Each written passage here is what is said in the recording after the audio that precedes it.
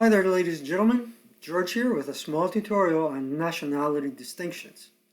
Principally, nationality distinctions are the set of rules that highlight why ASL is a superior tactical World War II war game compared to other games. The game captures the unique set of behaviors that distinguished one combatant from another. In other words, each army in World War II fought differently. Knowing these characteristics, as a player, you can improve your game and win the scenario even when the chips are down. But before we go any further, let me explain the scope of this tutorial. This tutorial is not meant to replace a full reading of the rules. The purpose of this tutorial is to have a discussion of the important rules pertaining to nationality distinctions, so you can become familiar with the pertinent set of rules.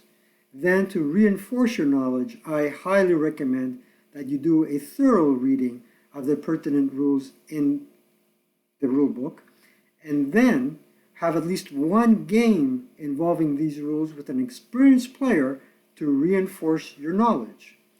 Also, in this video, I will only cover the US-Anglo forces.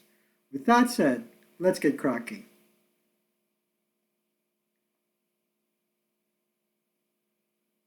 All right, we'll begin with the US forces. The first pertinent rule that you should be aware of is A25.3. Broken morale is one greater than the printed morale for US units. For first line broken units, as you can see here, the broken morale is +2 to the regular morale. So this rule evolved from classic squad leader, where the US forces were not subject to desperation morale. In the ASL system, the concept of a resilient GI was simplified by increasing their broken morale. The GIs may break easily, but do not remain broken for very long. They want to press the attack and come home for Christmas. Elite forces. So you see the elite forces counter all the way to the, at least my far right, 747. First, the underlying firepower means that they have assault fire. The underlying range means they have spraying fire. And the underlying morale means they are subject to replacement but do not ELR. So what does that mean? Replacement is covered under Alpha 19.33. Instead of replacing a unit with a lower quality squad, they instead break into two half squads. If the half squads subsequently ELR as well, they are disrupted, unless they're Marines. For a full reading of the exclusions, see A 19.12. Okay. So here we are, A25.31, 747s have an ELR of 5, which is important.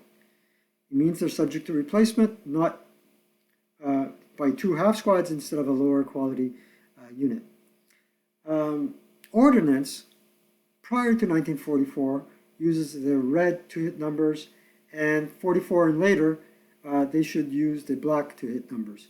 And you should see the note 34 in chapter A with respect to that. Early war ordnance suffered from inequality, German supply chain and optics, and was considerably aged. The opposite, this is also with respect to A25.33, the GIs, though, are subject to plentiful ammunition, and this is the opposite of ammo shortage. So the opposite of have plentiful ammunition is ammo shortage, which can result in replacement with an original DR of 12 on the IFT, which is also very important. So, let's go back. So just to recap what we have so far, is that you do have a low morale, but you have a unit that is resilient. So you should not be shy to press the attack and use that firepower to the full extent possible. when you're advancing on the enemy, make sure you have a clear road path, because if for any reason they break, they can come back and fight again.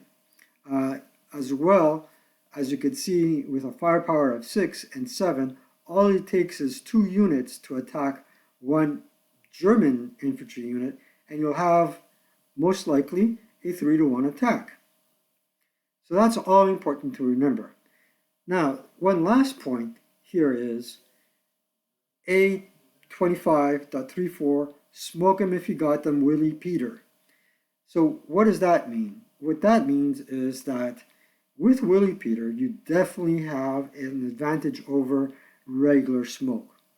I've seen a lot of players discuss the importance of using smoke to move. On the other hand, I've seen a lot of experienced players, and what they use to move is knowing where the blind spots are, where the blind hexes are on the board.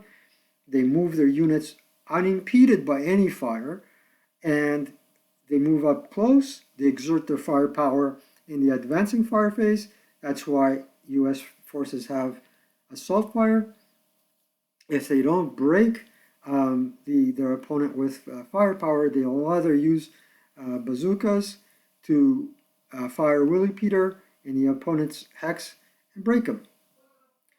Also, the other clever way of using smoke is throw the Willie Peter into the hex where you're going to conduct close combat and break him and make sure they rout. So, in order to use Willie Peter, you first have to announce that you're using Willie Peter. Your smoke exponent lowers by 1, and it can result in demoralizing your opponent. The targets must take a normal morale check, and there is a negative DRM. The TEM applies as a negative DRM to the normal morale check, and if for any reason the normal morale check, the color die is a 6, then the DRM applies as a positive to the normal morale check, which can have detrimental consequences.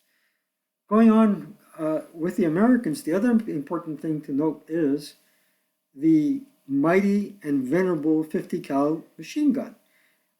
Here's a picture of a 50 cal machine gun. It's still in use today by most modern armies that are affiliated with the Western world. It was a resilient weapon that has been used since the Second World War and beyond.